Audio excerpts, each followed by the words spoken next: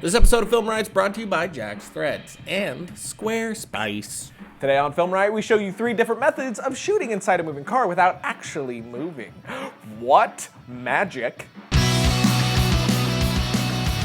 Welcome to Film Riot, the show that takes the mystery out of the effects and techniques of one of some of your favorite Hollywood films. I'm your host, Ryan Conley. Now, I was tweeted a question on the internets, one that has been posed to me several times before by several different people, so I figured, hey, why don't I answer said question? Hey, if I want to film dialogue between 2 people in a moving car, how should I go about that? And that says movie and not moving, but that's okay. Not only are we going to answer your question, but we're going to do it in 3 different ways. Wow, above and beyond the Call of Duty. Oh no! Like I said, we are about to try 3 different approaches for the same effect, all of which are just to give the effect that someone is driving when really the car isn't moving at all. It's in my garage. And here are the 3 methods we are going to try out. First will be the obvious choice, which is green screening. Second will be an old school method, which is rear projection. And finally, the cheapest method, just by using lighting.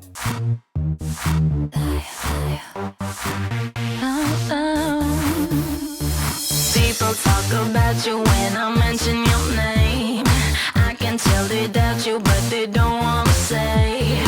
So first, let's start with green screening this motherfucker, because, well, you know how I feel about green screening. I love it! So the first thing we had to do was to shoot our plate that we're going to be using as the background. So we went for a little drive. Now when shooting this, here's a little trick. Try using a pillow to rest on the lip of your window and then put your camera on top of that. This will help cut down on the amount of vibrations you're going to get while driving. But now that we have that footage, it's time to shoot the footage of the actor in the car. So we cleared my garage out and brought the car inside and then set up the green screen. We chose to do it like this instead of doing it outside so that we can control everything and eliminate all variables. So once we had the screen up and lit, we had to light Josh, and I did this with a bright key light through the windshield, a bright backlight, and a silver reflector on the other side of the car. I was trying to create a very contrasty image since that's what you would normally get when filming inside a car during the day. But once we had our lighting in place, it was time to shoot, and while doing so, I added 2 extra elements. One was for someone at the key light and the backlight to move an object past the light occasionally to give the effect of movement on the light, and then someone on one side of the car pushing on it to add motion to the car itself. So now that we have our footage shot, it's time to bring it in After Effects to do our magic. Holy sh**!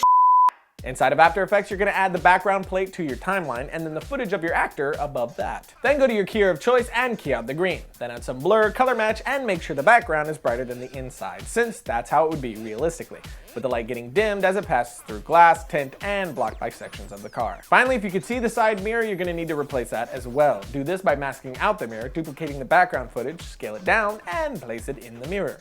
And bam! Cruising down the road. Driving in a car without actually driving in a car. Next, we're going to show you our test with rear projection, which we're definitely going to show you in a minute. Not so hard. I said not so hard.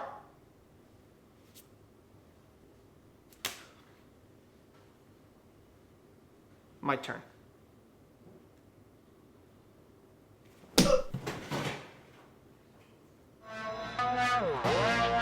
Most guys hate shopping. It's just a fact of life. You have to leave your house, go to the store, or the friggin' mall, which is one of the most annoying places on earth. Stop and window shop every 2 seconds if you're with a lady person.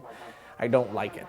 But luckily, some glorious human being has put an end to all that with JackThreads. JackThreads is a members-only online shopping club that does all the dirty work for you and saves you a boatload of cash in the process. Each day, they serve up the best new indie brands at huge discount prices. And now you're thinking, oh, Ryan, they aren't that much cheaper. Oh yeah, how about 80% off what you would pay in a store? Yeah, now you feel stupid.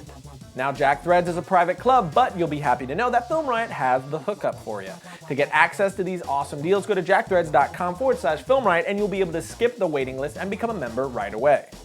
We are so cool. Best part is that it's free to join, so go to jackthreads.com/filmriot to start saving money without leaving your house. Logo cruising down the road. Yo, for sure.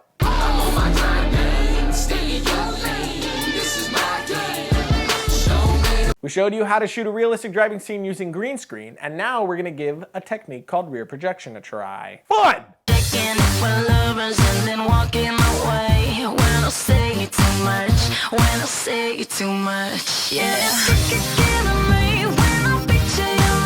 Rear projection is an in-camera special effect that Hollywood has been using since the 30s. It was mostly used in driving scenes or distant backgrounds that needed movement. The biggest issues with rear projection is matching color and keeping the screen from getting washed out, which were our main issues with our first test.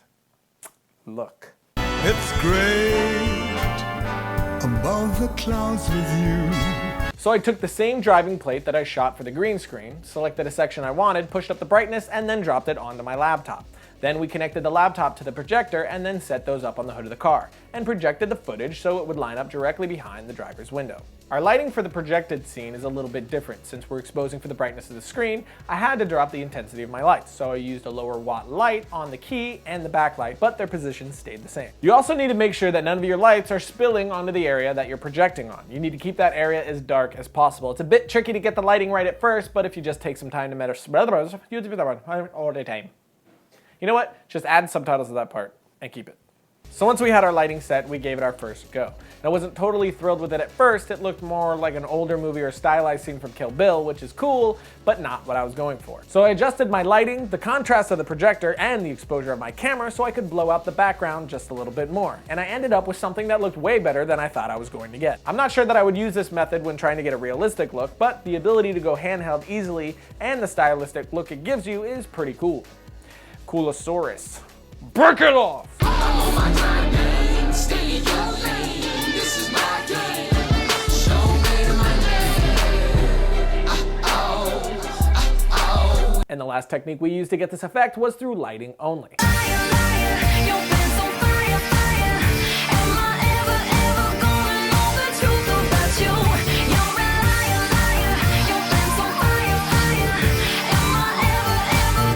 This is in some ways the easiest method to get the effect to work, and in others, the hardest. Easiest because you can get it all in camera with no need for post-production or matching between two sources.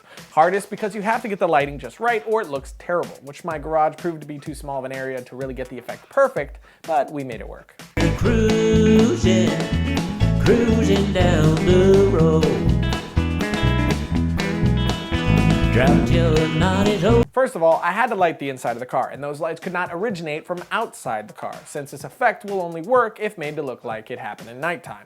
So I went to Home Depot and got my hands on these small accent lights, making sure that I got the black ones so that they won't show up when placed in shadows. It took some finessing, but after some trial and error, I got these looking the way I wanted inside the car. Then I took the one I had left over and had someone sit in the back seat and move it from bottom to top on Josh to simulate movement from light posts or cars behind him. Finally, I took a 1K, threw it on a dimmer, and had someone do the same motion as the guy in the back seat to add the effect of movement in the front. Then finally, as with all the other effects, add your sound effect and you have a pretty decent effect on your hands. Now you can take this effect much further and make it look more realistic by building a rig to put different colored lights on, and then have it spin. But we didn't have the time or space in my garage to go that far with it. But one extra thing that we did do, which is pretty freaking cool, is to have the effect of a car driving behind the one the actor is in.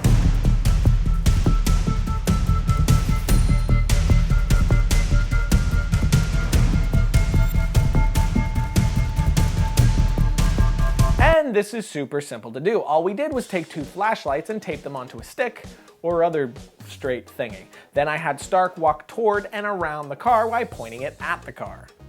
That's it. Really easy to do, and it gives it a really cool effect. So give it a try and see how far you can take these effects. I have to say, this is some of the most fun we've ever had testing out different effects. So grab your peeps and have a blast-tasty. But in the end, I don't really have a favorite method. I think each one is good in its own right. You'll just have to take a look at your needs and make the best choice of method for your scene.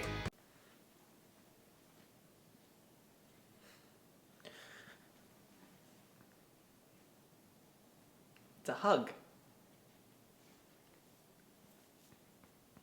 Love conquers everything. Squarespace offers users a flexible solution for anyone looking to create a blog, personal portfolio, or any kind of website. No matter what level of coding experience you have, Squarespace can provide the tools needed to create a high-end, complex website that is uniquely your own. Plus, one of the newest and coolest things from Squarespace is their brand new social widget for geolocation services. Display the most recent check-ins from Foursquare and Facebook Places on a live Google map. Squarespace is the only web publishing platform with a native built-in solution for displaying your check-in data. The widget is totally customizable and fully integrated with the Squarespace style editor. Squarespace's iPhone app lets you publish your blog on the go and comment moderation. Get push notifications to approve new comments, mark existing comments as spam, reply, and more, all from your iPhone. Many of the internet's highest traffic web pages are powered by Squarespace, including ours. So get yours today by going to squarespace.com/filmriot to get a 2-week free trial and learn more. And that's that. But if you have a question for me to partake in, you can tweet it to me on my Twitter at twitter.com/Ryan_Conley. You can also follow us on our Facebook page and our YouTube for some more fun gimme-thon. But I'll see you lovely people next week when my entire IMF team gets killed mid-mission, which leaves my bosses thinking that I'm the mole. Gotta get that knock list. Fake driving easy.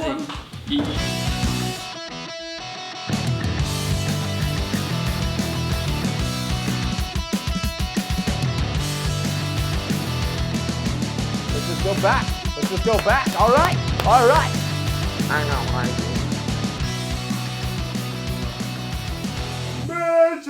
Magic giant, mother.